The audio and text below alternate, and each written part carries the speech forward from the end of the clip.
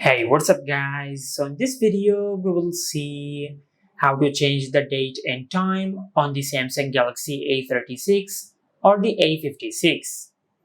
Now to do that, just open Settings, then go to General Management.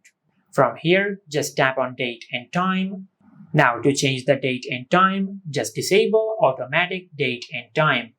Now if you tap on Set Date, you can set the date manually from here.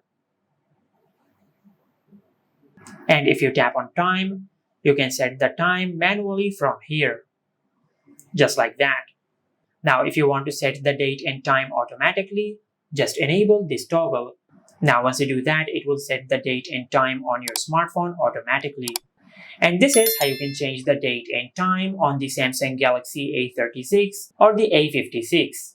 Make sure to like, comment, and subscribe. Thank you for watching.